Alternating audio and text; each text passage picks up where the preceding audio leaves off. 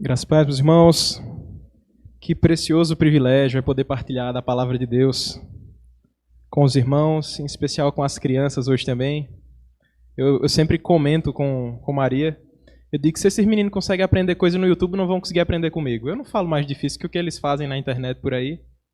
Então, com certeza, está na linguagem deles aí, está adaptado para eles já, de antemão. E assim como talvez as crianças tenham sido pegas de surpresa, eu também fui pego de surpresa. Eu estava escalado hoje lá para Boqueirão, até ofereci carona a Davi. Disse, Davi, eu te levo se tu quiser.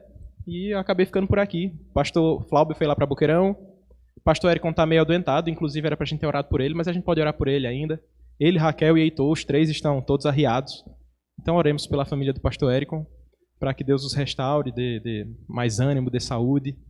Mas sem mais delongas, quero pedir aos irmãos que abram a sua Bíblia e deixem aberta.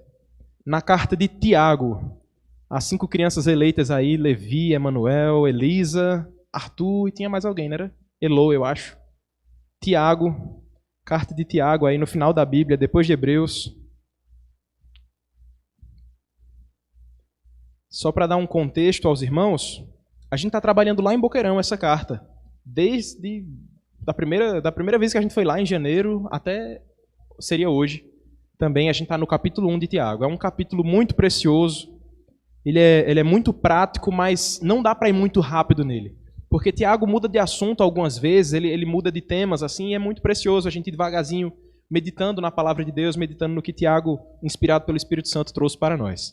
Então, sem mais delongas, nós leremos somente o versículo de número 21 desse capítulo 1 da Epístola de Tiago. Tiago 1, verso 21, diz assim: Portanto, despojando-vos de toda impureza e acúmulo de maldade, acolhei com mansidão a palavra em vós implantada, a qual é poderosa para salvar a vossa alma. Vamos ler juntos, é um único verso, um verso curto. Vamos ler juntos a palavra de Deus? Portanto, despojando-vos de toda impureza e acúmulo de maldade, acolhei com mansidão a palavra em vós implantada, a qual é poderosa para salvar a vossa alma. Curva a sua cabeça, vamos orar ao Senhor. Pai Santo, Pai querido, nós estamos aqui reunidos como o teu povo, a tua igreja, os teus filhos, pessoas que o Senhor separou desse mundo de trevas e trouxe para a sua maravilhosa luz. E te pedimos, Pai, que mais uma vez o Senhor fale ao nosso coração. Que não sejam simplesmente palavras ditas aqui, mas que possamos ouvir a tua voz, ouvir a tua palavra ressoando, falando, entrando pelos nossos ouvidos, chegando e sendo implantada no nosso coração. Te pedimos isso em especial para essas 5 crianças que ficaram aqui hoje conosco. Que o Senhor implante a tua palavra na mente e no coração dessas crianças. Que essa palavra frutifique, germine e dê frutos para toda a vida. Que eles sejam amantes da tua palavra, assim como nós desejamos ser também. Abre os nossos olhos e ouvidos para que possamos ouvir a sua voz. É assim que te oramos em nome de Jesus. Amém. Meus irmãos, você conhece um grupo de pessoas normalmente por um distintivo. Se você passar por militares, você vai identificá-los por alguma coisa que eles têm em comum, talvez na sua roupa, talvez na sua aparência, e você facilmente identifica um militar. Talvez se você olhar para um jogador de futebol, você facilmente identifique, seja por qual trejeito você estiver pensando aí agora. Você facilmente identifica grupos de pessoas por seus distintivos. E qual é o nosso distintivo? Quero acreditar que nós temos alguns distintivos. Podemos ser o povo da cruz, podemos ser o povo da igreja, ou o povo da Bíblia preta, do livro preto debaixo do braço, ou talvez do celular dentro do bolso, eu não sei. Mas nós temos alguns distintivos. E é sobre isso que Tiago vem falando em toda a sua carta, especialmente nesse primeiro capítulo. Ele vem apresentando no capítulo 1 sobre provações, sobre tribulações, sobre dificuldades que a igreja estava enfrentando. Você é muito mais acostumado com a Bíblia do que eu, provavelmente. E você deve saber que as cartas foram escritas para igrejas específicas. É o caso de Efésios, Coríntios, Gálatas, Colossenses, como nós já lemos hoje aqui. Mas a carta de Tiago, ela não é escrita para uma igreja de Tiago, só para constar. Ela é uma epístola geral. Era uma carta que foi escrita sem visar uma igreja específica, mas que passava por todas as igrejas da região. Todos os crentes iam ler ou ouvir, pelo menos, o que estava escrito no conteúdo dessa carta. E essa carta, particularmente, ela imita muito algum livro do Antigo Testamento. Ela é uma carta muito prática, cheia de conselhos, cheia de sabedoria, cheia de ensinos práticos para a vida cristã. Se você quisesse mudar o nome da carta, tirar o nome de Tiago e botar outro nome, provavelmente você botaria Cristianismo na Prática. Ela é muito simples, muito prática e que traz verdades essenciais para a nossa caminhada com Cristo, para a nossa caminhada de fé. E se você olhar aí para a sua Bíblia, e eu peço que você faça isso, você vai ver que dos versos 1 até o verso 4, Tiago está se propondo a apresentar o propósito das provações. Ele quer apresentar por que a gente sofre. E isso é desde os pequenos. Vocês já sofrem. As crianças já passam por lutas e provações. E Tiago está escrevendo também para elas, dizendo por que a gente sofre. E ele vai mostrar nos versos 1, 2, 3 e 4 que o propósito do sofrimento é nos trazer perseverança, é nos fazer maduros e íntegros. Inclusive no verso 4 ele diz isso, é para que todos sejam perfeitos e íntegros, em nada deficientes. Você deve ter visto aí na sua Bíblia. Então, eu quero fazer duas perguntas que eu não espero que você responda, porque provavelmente eu já sei a resposta. Você já sofreu? Segunda pergunta, você é perfeito e íntegro, em nada deficiente? Acho que você disse sim para a primeira e não para a segunda. Eu espero que você tenha dito não para a segunda. E Tiago ele vai falando sobre isso. Ele mostra que a aprovação tem essa finalidade. E se você já sofreu, já era para você ser perfeito e íntegro. Mas você é perfeito e íntegro? Não, eu também não sou. Então Tiago vem no verso de número 5, dizendo, se, porém, algum de vós necessita de sabedoria, peça a Deus que a todos ele dá liberalmente e nada lhes impropere e ser-lhe-á concedida. Ele diz, peça, porém, com fé, em nada duvidando, porque aquele que duvida é semelhante às ondas do mar, impelida e agitada pelo vento. E ele vai dizer, inclusive, no verso 7, não supõe esse homem que receberá do Senhor coisa alguma. Se você pede a Deus, inclusive vocês, crianças, quando oram para o Senhor, se vocês desconfiam, será que Deus vai me dar? Será que Deus realmente está ouvindo minha oração? Olha o verso 7 de Tiago, o que é que ele diz aí? Não supõe esse homem que receberá do Senhor coisa alguma. Não duvide de Deus. Se você está pedindo segundo a vontade dele, e se ele deixou claro que ia dar, acredite que ele dará. O que é que está claro que Deus disse que dará? No verso 5 ele já disse, peça sabedoria, porque se você pedir sabedoria, Deus não vai negar. Então se você acha que Deus não vai te dar sabedoria, você está duvidando do agir de Deus. Não deve ser assim. Aquele que duvida, Tiago já disse, é como as ondas do mar. Um homem de ânimo dobre, inconstante em todos os seus caminhos. E aí parece, com muitas aspas, que Tiago mudou de assunto. A gente chega nos versos 9, 10 e 11, e agora ele está falando sobre dinheiro. Por que Tiago está falando sobre pobre? Está falando sobre rico? Se ele acabou de falar sobre sabedoria. Você e eu sabemos por que ele fala sobre dinheiro. Dinheiro derruba muita gente. Dinheiro facilmente muda as pessoas. Inclusive, há alguns ditados que falam sobre isso. Quer conhecer alguém? Dê poder, dê dinheiro. Quando essa pessoa chegar lá no topo, será que ela permanece a mesma? E Tiago vai falar sobre isso nos versos 9, verso 10 e verso 11 da sua carta. No capítulo 1 ele fala sobre isso. Ele diz que os irmãos pobres devem olhar para o Senhor e ter no Senhor a sua dignidade. Da mesma forma, o irmão rico ou o rico não deve pensar que é alguma coisa porque tem dinheiro. Na verdade, ele é até duro nas suas palavras. Ele diz assim, e o rico na sua insignificância, porque ele passará como a flor da erva. Não pense você, se você é rico, se você se considera rico, que você é alguma coisa por seu dinheiro. Ele murcha, ele passa como a flor da erva. E é isso que Tiago já vem mostrando aqui. Logo em seguida, ele vai dizer que tanto o rico como o pobre devem ter a sua dignidade, a sua identidade no nosso Deus, no nosso Senhor. É Ele quem diz que você é, não é quanto você tem no bolso, ou no meu caso, quanto não tem no seu bolso. Você é alguém por causa de Cristo. Ele é a sua dignidade, Ele é a sua identidade. Então ele segue. Ele vai voltar novamente ao assunto mais claramente, sobre tentações, provações, dificuldades. Ele vai falar no verso 12 sobre a origem do mal. E esse é um texto muito precioso. Eu espero em Deus poder trabalhar novamente esse texto, voltar para esse texto com os irmãos. No verso 12 a 15, Tiago vai falar sobre a diferença de provação e tentação. E eu vou deixar aí para os irmãos depois descobrirem brincadeira, eu vou dizer logo. Ele vai mostrar que provações vêm da parte de Deus para o nosso amadurecimento. Provação é quando Deus te prova para que você saia aperfeiçoado. O propósito da provação não é matar você. O propósito da provação não é acabar com sua fé, não é te fazer desistir. Provações vêm para o nosso amadurecimento. Muito ao contrário disso estão as tentações. Ele vai mostrar que as tentações vêm do nosso próprio coração, da nossa própria cobiça, quando essa cobiça cresce e se torna grandiosa, se torna um ídolo para o nosso coração. E é isso que Tiago diz, que as tentações, elas vêm sim para nos derrubar, elas vêm sim para nos tirar do caminho, para nos fazer tirar os olhos do Senhor, e aí a gente é destruído, e o verso 15 vai dizer que o final disso tudo é a morte. É a morte.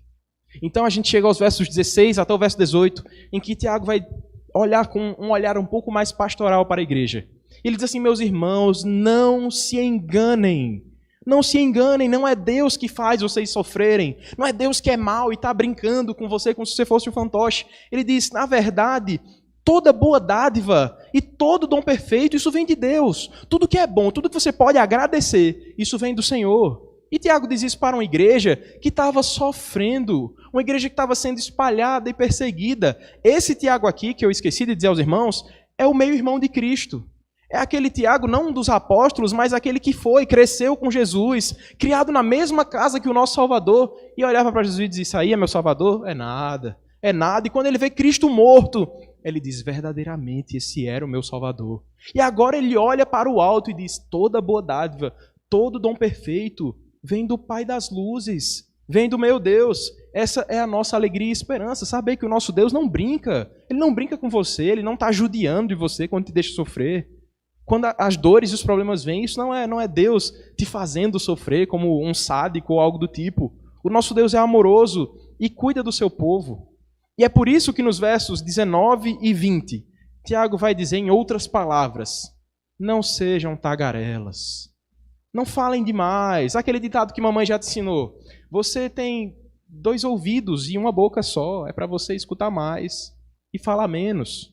Ele está dizendo, irmãos, quando passarem pelas lutas, calma, segura a boca um pouco. Escuta primeiro, antes de xingar o pastor, de dizer que o outro faltou e botou o doido do seminário. Calma.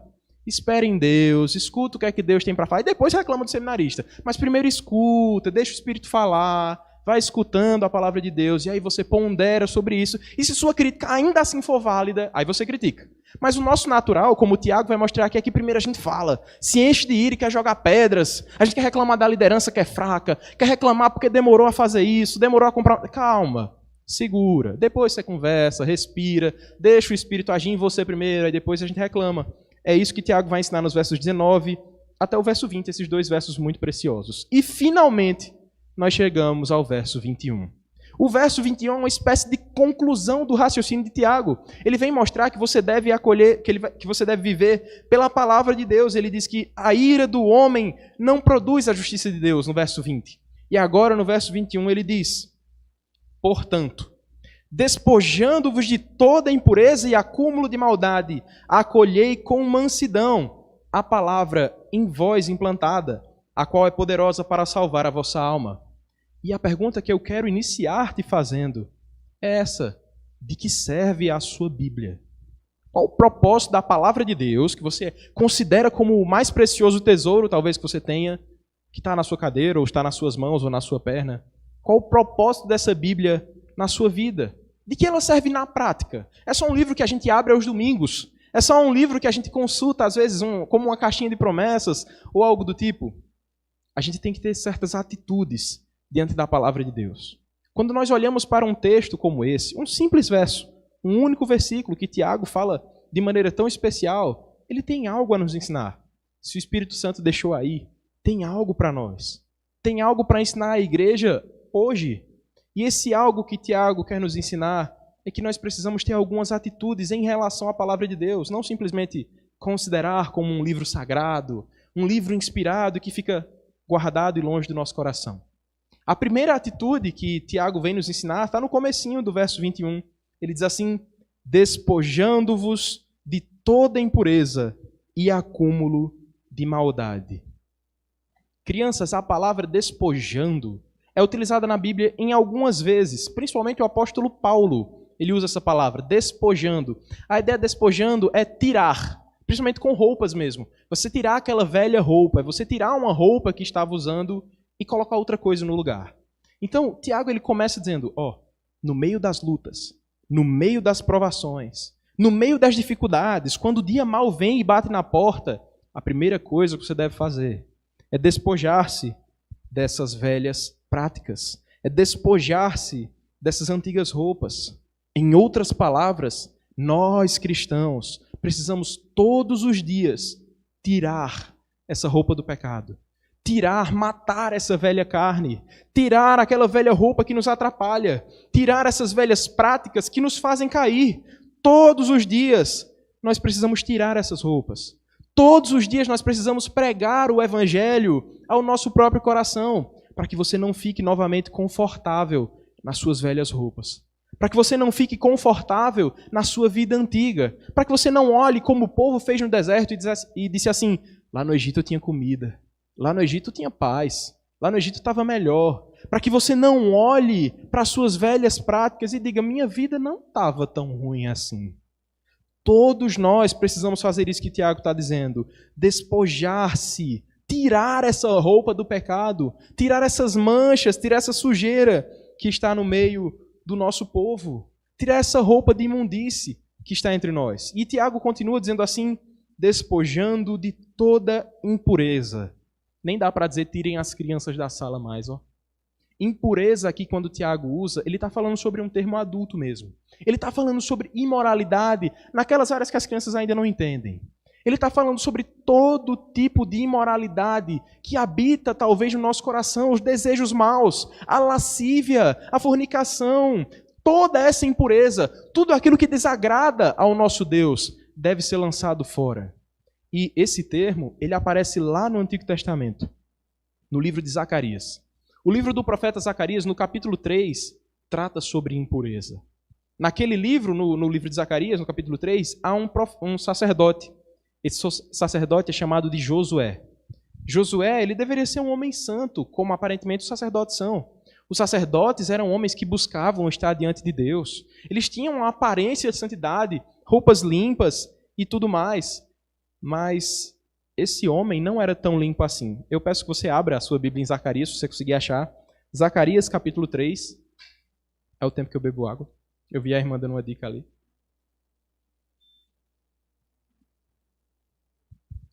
Zacarias, capítulo 3. Os irmãos da mídia com certeza vão ajudar vocês. Zacarias, capítulo 3.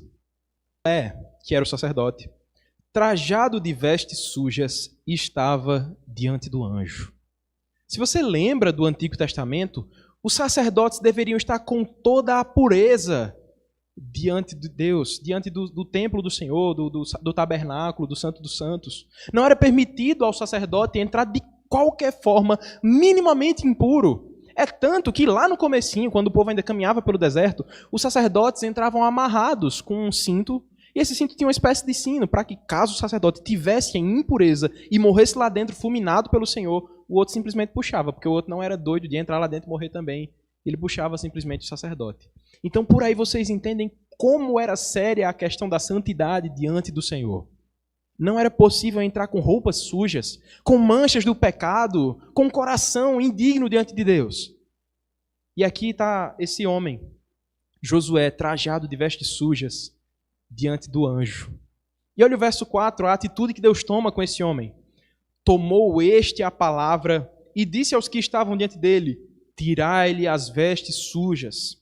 A Josué disse: eis que tenho feito que passe de ti a tua iniquidade e te vestirei de finos trajes. Esse é o nosso Deus, que mesmo podendo esmagar aquele homem por toda a sua sujeira, por toda a sua falta de preparo, pelo descaso, pelo descuido com a palavra do Senhor, Deus age com misericórdia com ele. Deus vê a impureza daquele homem e limpa aquele homem, bota roupas limpas nele. Deus faz isso com a gente também. Deus faz isso conosco em Cristo. Ele olha para a nossa miséria, Ele olha para a nossa condição, Ele vê o nosso coração tão sujo, tão cheio de pecado, e ao invés de nos fulminar, Ele se entrega por nós. Nós vamos falar sobre isso um pouco mais à frente, quando olharmos a questão da mansidão, que é mencionada nesse texto. Mas é por isso que Tiago está falando aqui. Olhe para a palavra de Deus. Ela vai te fazer passar pelas provações. Mas primeiro, tire a sua roupa de pecado. Não queira manusear a Bíblia e entender os textos bíblicos com o seu coração duro, com toda a sua ira, a sua raiva. Você vai achar a Bíblia como um livro qualquer nessa situação. Olhe para a Bíblia com mansidão, com calma, E o texto vai dizer mais à frente, acolha a palavra de Deus. Mas vamos olhar para mais um termo. Tiago diz assim, despoje-se de toda a impureza e acúmulo de maldade. Eu sei que quando você teve o seu filho, ele nasceu com aquela carinha de joelho, você disse, que coisa mais linda. É um anjinho. Mas se Paul Washer tivesse aqui, ele diria, é um diabinho esse menino. Nós temos que ter essa compreensão desde quando nascemos. Davi já falou sobre isso. Desde o nosso nascimento, a iniquidade nos concebeu a nossa mãe. Nós já nascemos pecadores. Eu tenho certeza, e eu quero acreditar, na verdade, que você não ensinou seu filho a mentir. Ele aprendeu sozinho, ele é muito bom nessas coisas. Eu tenho certeza que você não se esforçou para que ele aprendesse a como fazer mal aos coleguinhas na escola, dar uma mordida de vez em quando, algo do tipo. A gente aprende essas coisas. A gente aprende muita coisa que não presta. Isso sempre vai sendo acumulado. Tiago vai dizer aí no verso, despoje-se desse acúmulo de maldade. Acúmulo na Bíblia é normalmente algo relacionado ao próprio Deus. Paulo fala sobre isso e diz sobre um acúmulo de graça, sobre uma plenitude de alegria, sobre uma graça superabundante. Mas aqui Tiago usa como um aspecto negativo. Tire de dentro de você toda essa maldade que está acumulada. Tire de dentro de você tudo isso que não agrada ao Senhor. Tudo isso o quê? Tudo isso de ira, discórdias, maledicência, fofoca, violência, aquele cochicho desagradável que você queima o seu irmão, que você fala mal dele. Tire de nosso meio, tire de dentro de nós, de nosso coração, toda inveja, toda cobiça, todo olhar lascivo, todo olhar altivo. Nada disso deve fazer parte do caráter de um cristão. Nada disso deve estar no meio do povo de Deus. E é por isso que Tiago começa dizendo, despojem-se disso. Tire essa roupa que acumula maldade. Tire essa velha natureza. E como é que nós fazemos isso? Ele vai nos mostrar mais à frente. Mas eu quero te adiantar. Tudo o que Tiago vai dizer, o nosso Cristo fez perfeitamente. O nosso Senhor nos ensinou na prática. O nosso Cristo que tinha todo o direito diante dos homens maus, de punir aqueles homens, de punir a nós mesmos. Ele vem e se entrega com um coração manso e humilde. E é sobre isso que Tiago vai dizer. Nós precisamos esvaziar o nosso guarda-roupa chamado coração, de todas essas roupas e dessas práticas más, de toda essa roupa imunda do pecado. E como é que eu posso fazer isso? Como é que eu posso limpar o meu coração? Sou eu o Espírito Santo, por acaso? Como é que eu posso trabalhar no meu próprio coração?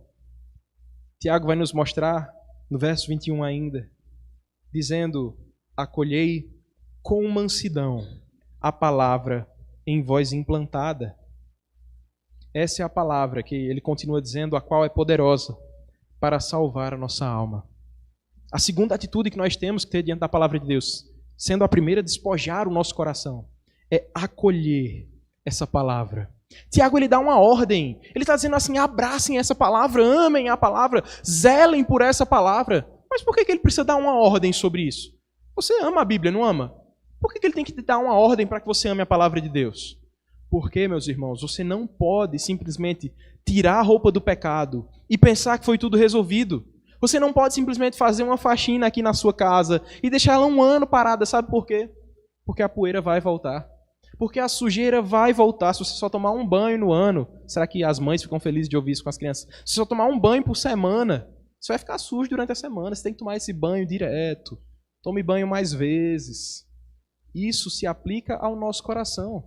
Não adianta você pensar que eu já fui limpo por Cristo lá atrás, então eu estou livre do pecado, o pecado não mais me toca. Toca sim.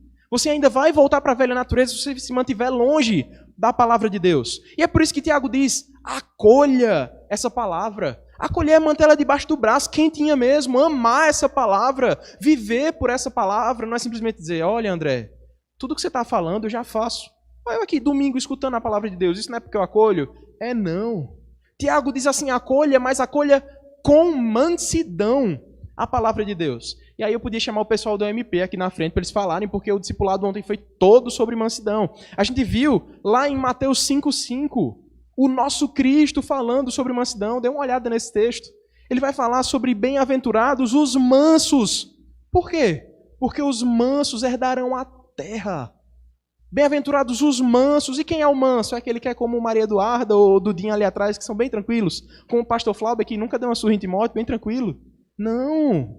Manso não é aquela pessoa tranquilona e paradão, não. Manso é aquele que sabe controlar o seu temperamento. É aquele que acha que está certo, mas mesmo assim, não, vou me controlar. Aquele que mesmo tendo forças para punir o malvado, ele diz assim, calma, vou agir com misericórdia, não vou deixar o meu temperamento extravasar. E é isso que Tiago vai dizer. Acolha com mansidão, não é de qualquer forma. Não é simplesmente ter a Bíblia aberta no Salmo 23, ou 91, ou seja lá, 119, o que você quiser. Não é assim que você acolhe a palavra de Deus. Crianças, entendam, acolher a palavra de Deus é lembrar do que diz o Salmo 119, 11. Guardo no meu coração as tuas palavras para não pecar contra ti. Isso é acolher a palavra de Deus. Não é simplesmente memorização de versículos. A gente vai esquecendo aos poucos, espero que não, mas a nossa mente falha. Não é simplesmente memorizar versículos e dizer, lâmpada para os meus pés e a tua palavra e luz para o meu caminho. Não é assim. É isso na prática. É amar a palavra de Deus e ter o coração cheio dela. Sabe por quê? Porque dias maus virão. E é isso que Tiago está fazendo aqui. Ele está aconselhando uma igreja que está sofrendo. Gente que estava sendo retirada pelo império da sua própria casa, dizendo, é crente? Sai daqui que agora é minha. É tirando as lojas dos crentes, os comércios dos irmãos, os irmãos que estavam sendo açoitados, levando para morrer, levando para ser mortos por causa do testemunho do evangelho. E Tiago ainda diz a esse povo que está sofrendo, desesperado, acolha com mansidão a palavra da verdade. Acolha com mansidão a palavra de Deus. Acolha com mansidão, sabendo que os seus problemas têm fim, sabendo que os seus problemas têm um vingador. Você não é o vingador dos seus problemas. Tiago não está dizendo assim, acolha com mansidão, mas afie a espada e se prepare para a batalha que virá. Ele não está dizendo isso. Relaxe, respire, olhe para a palavra de Deus, guarde no seu coração e saiba que essa palavra fala sobre um Deus que não tolera a impiedade, que não tolera a injustiça, que Ele não vê os seus filhos sofrendo e fica tranquilo com isso. Há um Deus que zela por nós, não dormita nem dorme o guarda de Israel. Ele cuida da nossa casa, Ele cuida da nossa família. Então por que ter um coração tão irado? Por que tanto desejo de ir em Brasília e destruir tudo e tirar os maus do poder? Calma! Deus está no controle o tempo todo. Ele cuida do seu povo o tempo todo. Até quando as coisas parecem que estão fora do controle, ainda assim, é Ele quem governa. É Ele quem está à frente do seu povo. E Tiago continua dizendo que essa palavra, ela não veio porque nós somos bons, porque nós temos um raciocínio muito aprimorado e fomos atrás dessa palavra. Ele diz assim, acolha com mansidão a palavra que foi em vós implantada. Então pode tirar o seu cavalinho da chuva. Você não está hoje aqui de noite porque você é bom. Você não está hoje aqui de noite porque você é muito estudioso e ama a palavra de Deus naturalmente. Essa palavra foi implantada. Lá no Evangelho e também no profeta Isaías, nós temos a figura de um galho sendo enxertado na videira. Se você não sabe o que é ser enxertado, depois você pode falar com o pastor Flauber, ele pode explicar bem direitinho sobre isso. Nós fomos inseridos, adicionados, a gente estava fora dessa árvore boa, a gente estava fora dessa árvore frutífera, nós não dávamos fruto algum, nós éramos ramos, galhos secos. E o Senhor vem, nos coloca na videira verdadeira, nos adere a Cristo, e agora nós somos implantados, e essa palavra é implantada no nosso coração. Se hoje nós temos um distintivo que é a Bíblia, se nós somos o povo da Bíblia, o povo do livro preto, o povo da cruz, o povo da palavra ou o povo da igreja, não é mérito nosso. Em momento algum, não fomos nós que buscamos isso. Ele nos buscou, Ele fez tudo isso por nós. Essa palavra foi implantada na nossa mente, no nosso coração. E eu digo mais, ela deve transbordar para esse mundo. Se ela é uma palavra que você ama, se você ama a lei do Senhor e decora muitos textos e aprende tudo da palavra, mas se isso não extravasa pelas suas mãos, você tem incorrido em um grave erro. A palavra de Deus diz que a nossa boca transborda daquilo que está cheio o nosso coração. E nós devemos encher o nosso coração exatamente com a palavra de Deus, que foi implantada em nosso coração. E por que Tiago diz isso? Ele encerra o verso 21 dizendo: a qual é poderosa para salvar a vossa alma. Tiago está deixando ainda mais claro. A palavra não é simplesmente poderosa para transformar a sua mente. A palavra não é simplesmente poderosa para transformar os seus hábitos, as suas práticas ou algo do tipo. A palavra de Deus não é coach, não é psicólogo, nem nada do tipo. Ela é inspirada por Deus.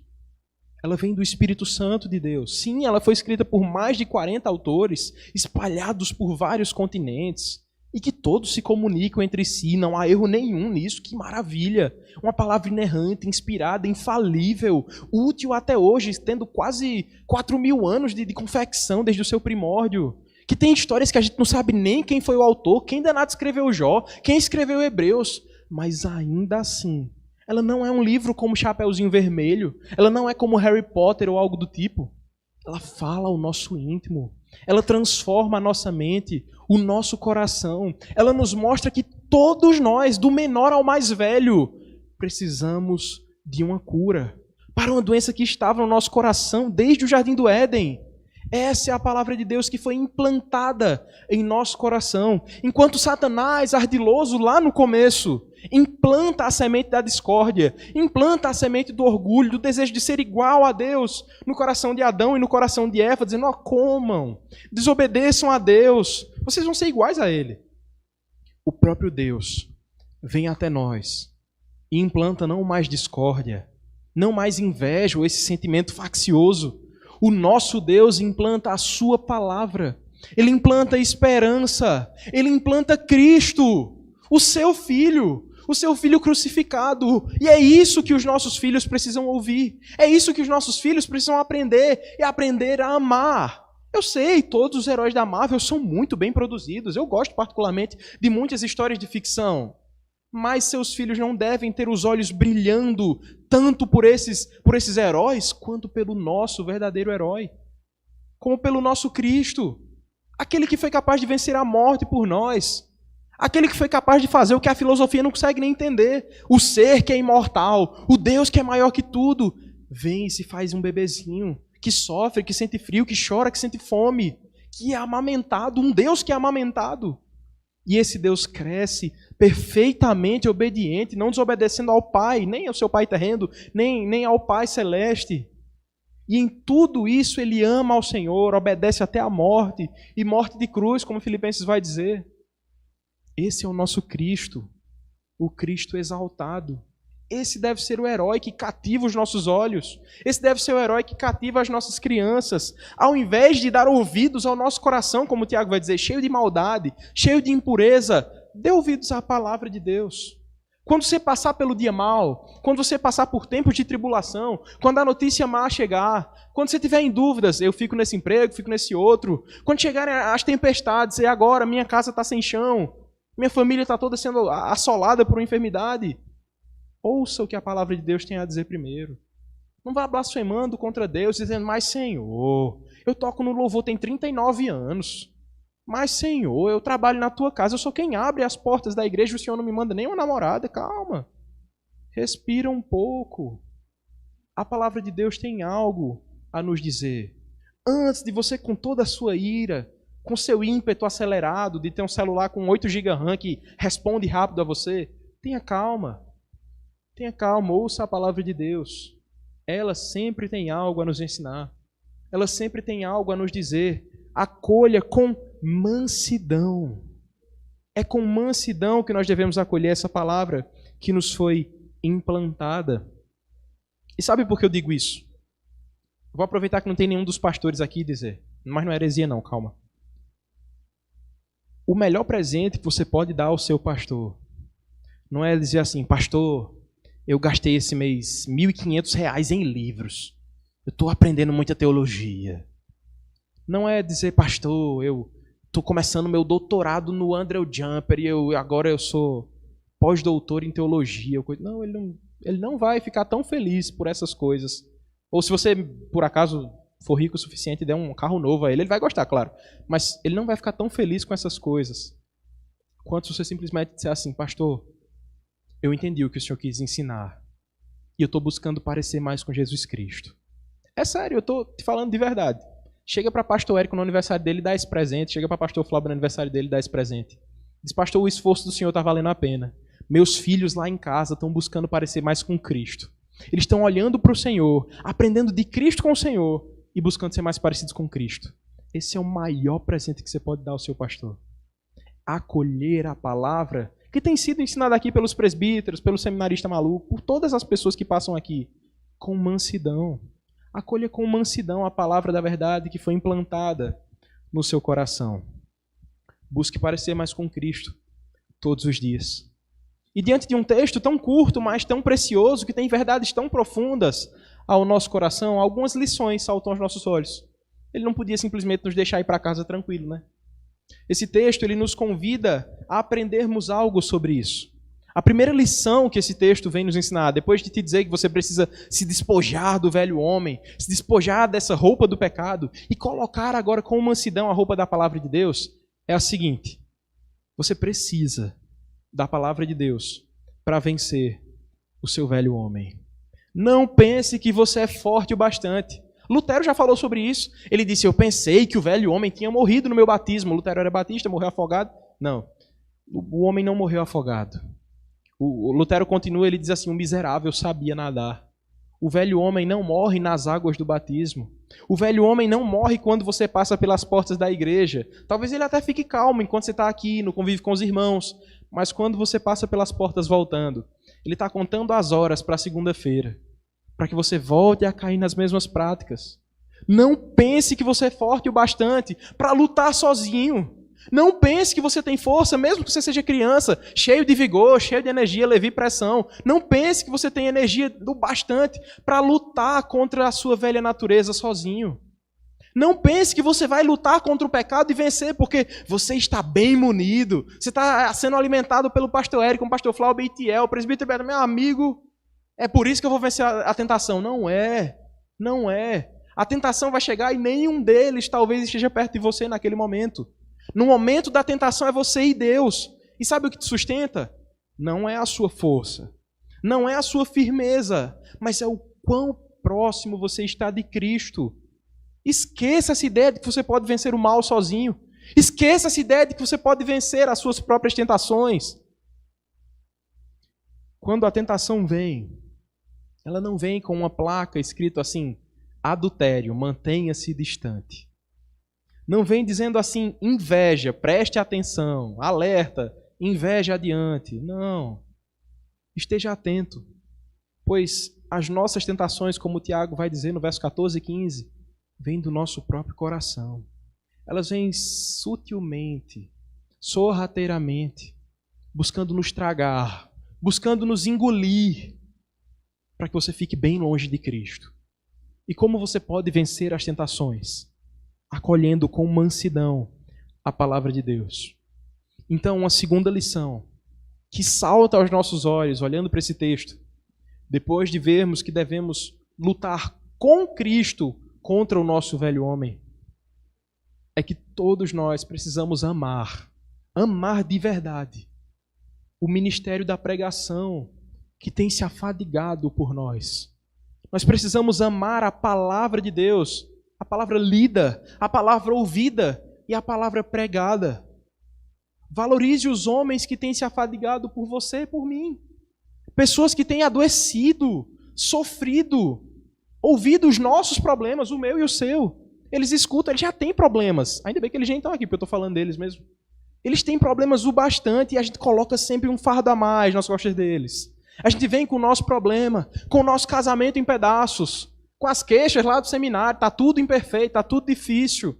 E eles escutam, eles ouvem a nossa crítica, eles ouvem o nosso lamento e sempre respondem com graça, sempre respondem com a palavra de Deus. E até mesmo quando você e eu não temos coragem de procurá-los, Deus, na sua soberana graça, na sua maravilhosa graça, usa o púlpito para que eles falem ao seu coração, ao meu coração. Por isso, meu irmão, valorize esses homens. Valorize esses servos de Deus que têm sofrido por nós, que têm se desgastado, pastor Adilson, pastor Flauber, pastor Ericon, que têm investido tempo, que vivem por isso, que fazem da nossa dor a dor deles também. E sabe por que eles fazem isso? Eles não são homens melhores do que nós. Eles não são mais capazes ou mais habilitados, mas eles simplesmente amam a Cristo. Amam a Cristo mais do que a si mesmos. Eles amam a Cristo mais do que os seus próprios prazeres. E é isso que nós devemos fazer também. Esses homens que nós temos por referência em nosso meio, acolhem com mansidão a palavra de Deus. E é só eles que têm que fazer isso? Não, que toda a igreja ouça e acolha com mansidão a palavra de Deus, que foi implantada no nosso coração. Crianças, que essa palavra de Deus não seja simplesmente historinhas. Que vocês entendam que os tios e tias de vocês lá em cima não estão contando passatempos para vocês. A história da arca não é sobre uma arca. A história de Sansão não é sobre um homem forte. Jacó não lutou com um anjo porque ele era um cabamacho, não. O nosso Deus tem uma grande história, uma grande linha que passa por isso tudo. E que em todos os momentos, em cada simples história, desde a arca, a jumenta que fala com o profeta, tudo isso aponta para o nosso Cristo. Tudo isso nos leva à cruz do Calvário. Tudo isso nos leva de coração quebrantado, de joelhos, à presença do nosso Deus. E é por isso que nós somos o povo da Bíblia. E é por isso que nós não devemos olhar para esse livro e dizer, eu sempre tenho uma Bíblia, eu tenho 43 versões e ando sempre com uma no carro e algo do tipo. Não adianta ter 80 versões da Bíblia se você não tem nenhuma no seu coração. Sejamos o povo da Bíblia na prática. Sejamos Bíblias ambulantes para esse mundo que precisa ouvir a palavra de Deus. Seja você aquele que está sempre munido do Evangelho. Aquele que está sempre preparado para apresentar a esse mundo a palavra que foi implantada no seu coração. Vamos orar?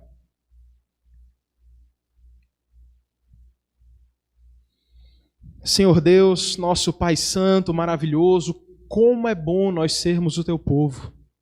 Como é bom termos acesso a essa palavra que o Senhor mesmo fez, que o Senhor mesmo escreveu e preparou para nós.